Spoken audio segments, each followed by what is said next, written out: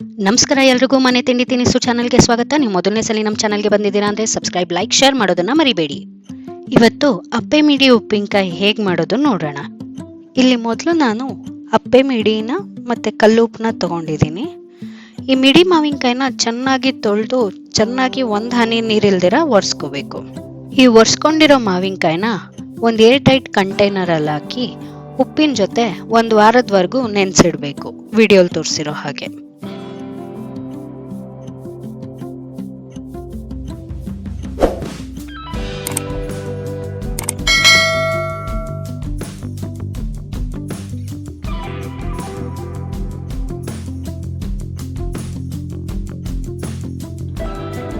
ಒಂದು ವಾರ ಆದ್ಮೇಲೆ ನೋಡಿ, ಮಾವಿನಕಾಯಿ ಉಪ್ಪಲ್ಲಿ ಚೆನ್ನಾಗಿ ನೆಂದು ಈ ಥರ ಚಿಕ್ಕದಾಗಿರುತ್ತೆ. ಈಗ ನೆಂದಿರೋ ಮಾವಿನಕಾಯಿಗೆ ಖಾರ ಹಾಕೋಣ. ಇದಕ್ಕೆ ಬೇಕಾಗಿರೋದು ಅಚ್ಕಾರದ ಪುಡಿ, ಅರಿಶಿನ, ಸಾಸಿವೆ, ಮೆಂತ್ಯ. ಈಗ ನೆಂದಿರೋ ಮಾವಿನಕಾಯಿ ಮತ್ತು ಆ ಉಪ್ಪು ನೀರನ್ನ ಬೇರೆ ಪಡಿಸೋಣ. ಈ ನೀರನ್ನ ಬಿಸಾಕಬೇಡಿ, ಹಾಗೆ ಇಟ್ಕೊಳ್ಳಿ, ಆಮೇಲೆ ಹಾಕ್ಕೋಬೇಕು.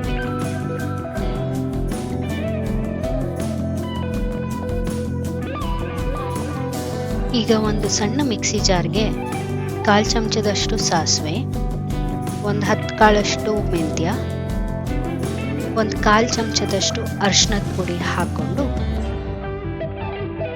ನುಣ್ಣಗೆ ವಿಡಿಯೋಲಿ ತೋರಿಸಿರೋ ಹಾಗೆ ಪುಡಿ ಮಾಡ್ಕೊಳ್ಳೋಣ.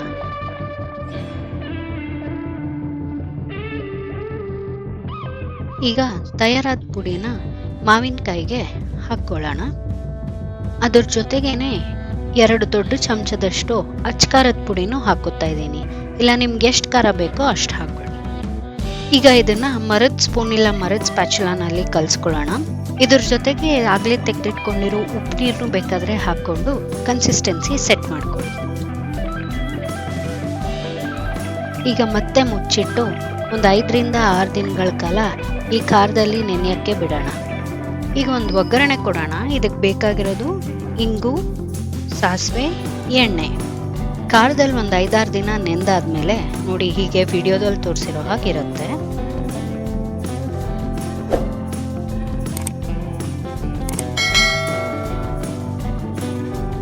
ಈಗ ಒಗ್ಗರಣೆ ಬಾಣಲೆಗೆ 1 ಚಮಚದಷ್ಟು ಎಣ್ಣೆ ಹಾಕ್ಕೊಂಡು ಕಾಯಕ್ಕೆ ಬಿಡೋಣ. ಅದು ಕಾದಾದ್ಮೇಲೆ ಅದಕ್ಕೆ 1 ಚಿಟಿಕೆ ಅಷ್ಟು ಹಿಂಗ್ ಹಾಕೋಣ. ಈಗ ಅದ್ರ ಜೊತೆಗೇನೆ 1 ಚಮಚದಷ್ಟು ಸಾಸಿವೆ ಹಾಕಿ ಸಿಡಿಯಕ್ಕೆ ಬಿಡೋಣ. ಸಾಸಿವೆ ಸಿಡ್ದಾದ್ಮೇಲೆ ಇದನ್ನ ಪಕ್ಕಕ್ಕಿಟ್ಟು ಪೂರ್ತಿ ತಣ್ಣಗಾಗೋವರೆಗೂ ಬಿಟ್ಬಿಡ್ಬೇಕು.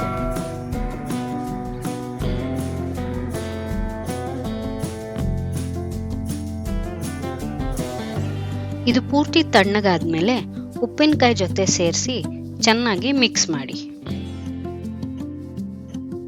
ಇದು ಪೂರ್ತಿ ಪ್ರಾಸೆಸ್ನ ಮರದ ಸ್ಪೂನಲ್ಲಾಗಲಿ ಸ್ಪ್ಯಾಚುಲಲ್ಲಾಗಲಿ ನೀರು ತಾಕ್ದಿರ ಇರೋಂಗೆ ಮಾಡಿದ್ರೆ ನೀವು 1 ವರ್ಷದವರೆಗೂ ಇದನ್ನ ಏರ್ ಟೈಟ್ ಕಂಟೈನರಲ್ಲಿ ಹಾಕ್ಕೊಂಡು ಯೂಸ್ ಮಾಡ್ಬೋದು.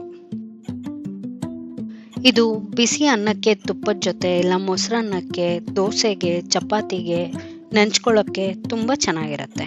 ಇದೇ ಥರ ರೆಸಿಪಿಗೆ ನಮ್ಮ ಚಾನಲ್ನ ಸಬ್ಸ್ಕ್ರೈಬ್ ಮಾಡಿ, ಈ ವಿಡಿಯೋನ ಲೈಕ್ ಮಾಡಿ ಮತ್ತು ಶೇರ್ ಮಾಡಿ. ಧನ್ಯವಾದಗಳು.